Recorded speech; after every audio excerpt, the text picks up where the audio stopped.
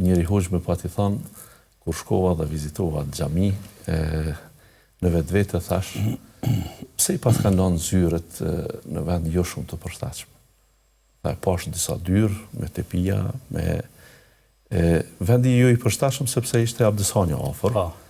Ndërkaq thot kur mora guximin të hapit derën në ndonjë prej këtyre zyreve, thash pash toaletet, thot me aq bukuri, me aq pastërti, me aq mirëmbajtje, thot nuk e di sa kishte kushtuar xhami, po të kisha unë dyfishin do t'ja jepja atyre që kanë investu e ta marrë këtë nder për vete.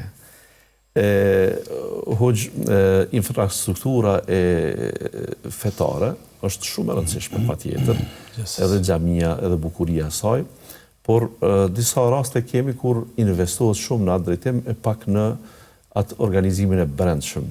Disa të tjerë ndoshta mundohen vetëm këtë të brendshme ta bëjnë dhe ta neglizhojnë të jashtmen, por ju keni arritë që po flas e di që ti shush edhe për turp e ke këtë cilësi të lavdruar të Islamit, butësia dhe turpi ato ku do që janë peshojnë rënd dhe t'japin vlera. Po e di, po mundësisht pa modesti ka pak tash, kryesia xhamati juaj në fakt paralelisht u kujdesen për dyjat. Edhe të bëjnë një xhami të mirë, edhe të marrë një vend të mirë. Ju me origjinin nga Lipjani, nga Banulla. Si e gjetet vetën në atë mes në atë xhamat. Aty s'kishte xhami, në fakt më përpara as nuk ishte vendbanim. Tash është një bukuri e rrallë, sidomos ne që vim në Prishtinë, qoftë nga Gjilani dhe Medina Përshevës, qoftë nga Ferizaj dhe Maqedonia, dhe bie në sy patjetër në xhami. Bismillahirrahmanirrahim.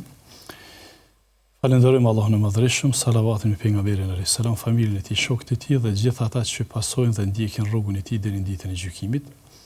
Unë bashkangjitem lutjeve tuaja fillestare për pranim të veprave të mira. Lutem që Allahu xhel xhelalu këtë muaj ta bën muajin e Ramazanit muaj të begat, muaj mëshire, muaj falje, muaj pranimi të veprave. Ashtu siç edhe e trajtojmë si shkollë e që I bie që ne të përfitojmë pra nga kjo shkollë. Nga ajo që u tha, fillimisht po mundohem me bisedu që nga fillimi idetë që kanë lindë për këtë xhami, në fakt vendi është destinu për ndërtim të lartë prej familjes që na kemi bledhë tokën, prej familjes fonda ose fanalit që shnihen. Ja kemi ofruar si ofertë që me bani xhamin lagje sepse s'ka aty, do thotë dikon mbi 1000 shtëpi. Kur kemi filluar ne veç projektin e ndërtimit, po flas dikon 2015-16, për ndryshe nga 2013 veç ka startu, po kemi pas një pengesë. Do thot nevoja ka qenë imediate, ndoshta më tepër se sa një xhami. Dhe gjithmonë do thot kemi menduar që të bëhet një xhami model për shkak se nevojitit kryeqytetit, aso kohë ishte të punu xhamia matit një. Edhe duke qenë se është hyrje e kryeqytetit këtu, dhe në anën tjetër ka nevojë për një xhami të madhe, për një xhami bashkëkohore, dhe të e marrë parasysh lagjen të cilën po ndërtohet xhamia, jemi munduar do të thotë me I bashku këto vlera në mes klasikës edhe modernes, në ndërtim, edhe kështu kemi vepruar, por gjithmonë edhe në mes fetarisë edhe në mes realitetit që na duhet si objekt. Pra jemi munduar me I bashku këto vlera, edhe ka dalë me si dizajn. Pra, në fakt, ne kemi pas arkitektat, po kemi pas një bashkëpunim jashtëzakonisht mirë, si këshill I xhamisë që kemi qenë, këshilli inicuesi ndërtimit, kemi pas raporte jashtëzakonisht mira me arkitektat që kanë qenë një grup prej tyne, edhe kanë ndodhur shpesh kemi ndërhy, do thotë kemi ndërhy ose kemi shtu gjëra, ose kemi hjek për faktin se me që jemi edhe më të thirrën, po flas si hoxha dhe ata të këshillit xhamisë kanë qenë me përvojë, edhe jemi mundu me nxjerrë më të mirën të mundshme. Edhe ka dalë do thotë ky dizajn kështu.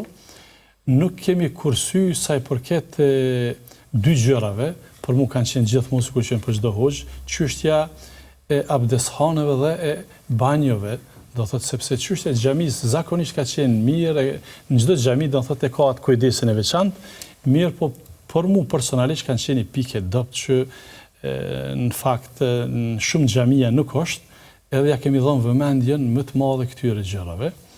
E pastaj ka ndalë kështu, që në fakt xhamati me unik komod, edhe kur të merr abdes, edhe për shërbime të tjera, po edhe për falje, edhe aktivitete të tjera, do thotë çush e dini, do thotë në xhamin e Vetërnikut ka mix aktivitetesh, po themi, prej atyne sportive, prej mësim besimit, prej garave ndryshme, ligjëratave, ditore, kështu do thotë mundohemi që të jetë xhamia aktive në shërbim të lagjes, po edhe të tjerëve që gravitojnë aty.